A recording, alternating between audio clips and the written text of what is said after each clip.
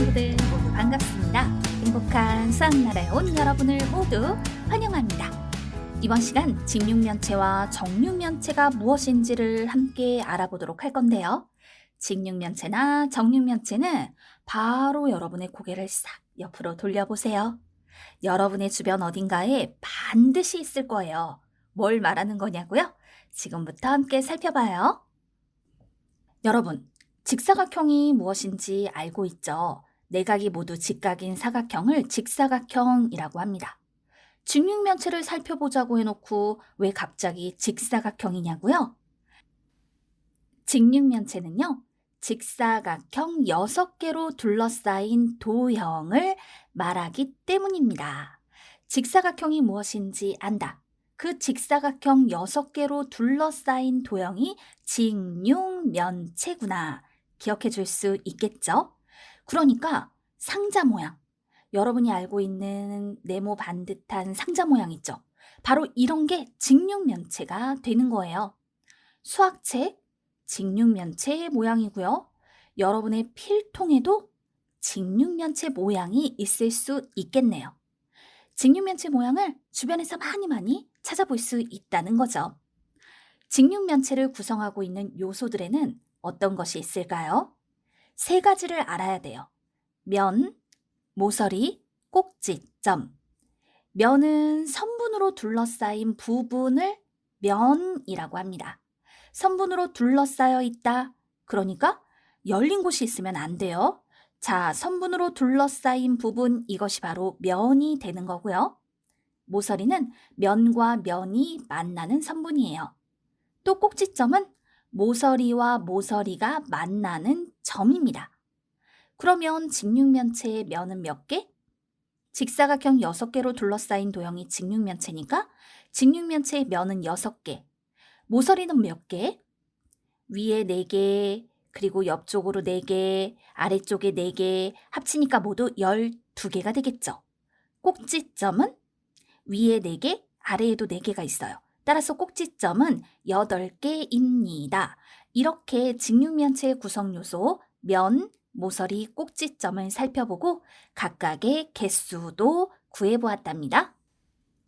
그러면 자료 1을 볼게요. 직육면체를 모두 찾아보도록 하겠습니다. 여기서 직육면체는 그렇죠. 니은과 리을이 되겠네요. 이 2개는 직사각형 6개로 둘러싸인 도형이기 때문에 바로 직육면체가 되는 겁니다. 직사각형 6개로 둘러싸인 도형이 아니라면 그건 직육면체라고 말할 수 없습니다. 그럼 정육면체는 무엇을 말하는 걸까요? 벌써 감 잡았다고요?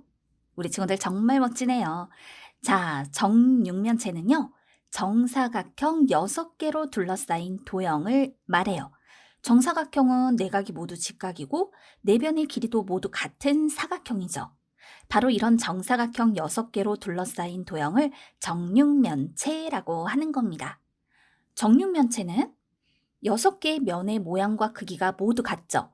즉 6개의 면이 합동이에요.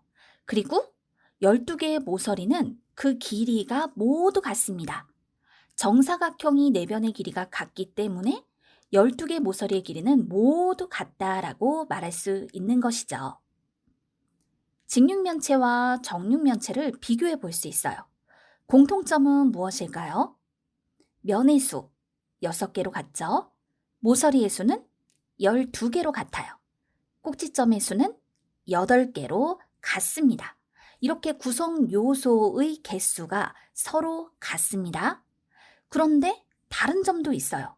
어떤 게 다른 점일까요? 일단 면의 모양이 달라요.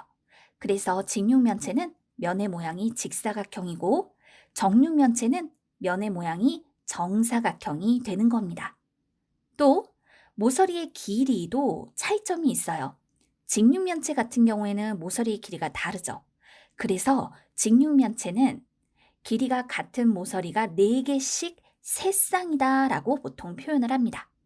물론 가로와 세로가 같은 경우에는 이 조건이 달라질 수도 있겠지만 보통은 직육면체는 길이가 같은 모서리가 4개씩 세쌍이다 라고 얘기를 하죠. 정육면체는 어떠할까요? 방금 얘기했어요. 12개의 모서리의 모든 길이가 다 같다라고 얘기를 하였습니다. 공통점, 또 이렇게 다른 점, 같은 점, 다른 점, 공통점, 차이점 이렇게 해서 구분을 해두면 되겠죠. 그런데 정육면체와 직육면체의 관계를 따질 때에는 정말 많이 헷갈리는 관계가 있어요. 뭔지 확인해 볼까요? 정사각형은 직사각형이라고 할 수 있나요? 할 수 있죠. 그렇기 때문에 정육면체는 직육면체라고 할 수 있습니다. 반대로 직사각형은 정사각형이라고 할 수 있나요? 모든 직사각형을 정사각형이라고 할 수 있는 것이 아니죠. 그렇기 때문에 직육면체는 정육면체라고 할 수 없습니다. 이처럼 정육면체와 직육면체의 관계를 잘 구분해 둬야 합니다. 자료 2를 볼게요. 우선 여기에서 직육면체를 찾아볼까요? 직육면체는 그렇죠. 니은과 디귿입니다. 그런데 이때 정육면체를 찾아라 라고 얘기를 하면 이 둘 중에서 정육면체가 되는 건 니은 하나뿐입니다. 정육면체는 정사각형 6개로 둘러싸인 도형이다 라는 것을 확인해 두어야 합니다. 정육면체를 직육면체라 할 수 있으나 직육면체를 정육면체라고 할 수는 없습니다. 구분해 둘 수 있지요? 그럼 이제 직육면체의 성질을 좀 살펴볼까요?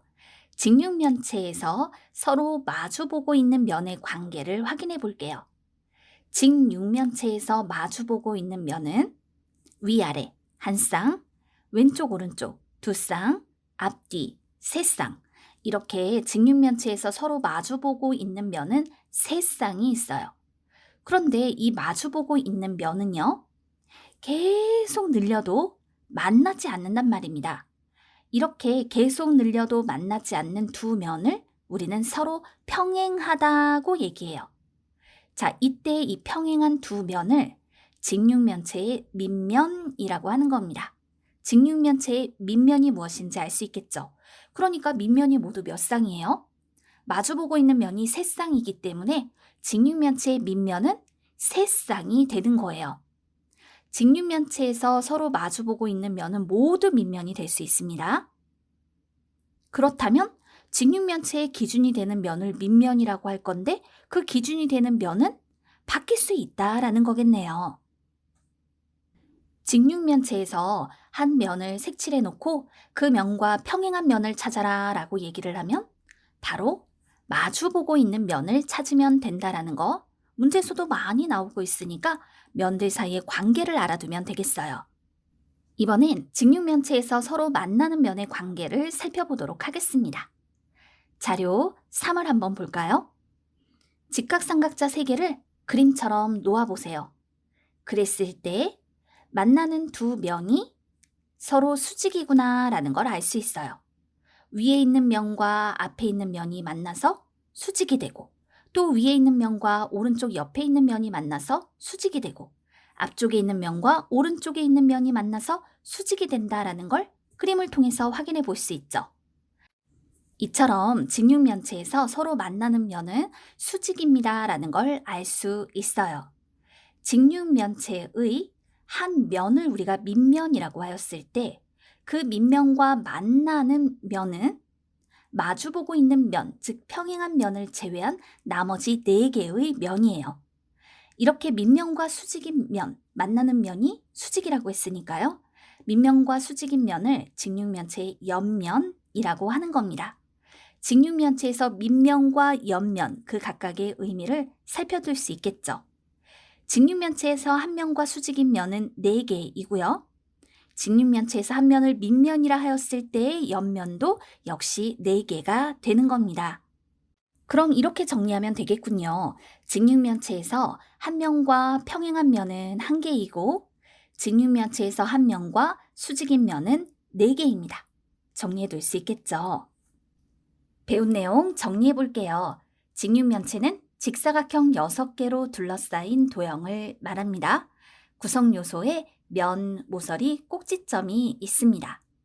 정육면체는 정사각형 6개로 둘러싸인 도형입니다. 역시 그 구성 요소 면, 모서리, 꼭지점이 있습니다. 직육면체와 정육면체의 면의 수는 6개, 모서리 수는 12개, 꼭지점의 수는 8개로 같습니다. 직육면체에서 서로 마주보는 두 면을 서로 평행하다 하고 이렇게 서로 평행한 두 면이 밑면이 됩니다. 밑면과 만나는 면을 옆면이라고 하고 밑면과 옆면은 수직으로 만납니다. 배운 내용 잘 정리해 두세요. 행복한 수학나라 수학여행 마무리할게요.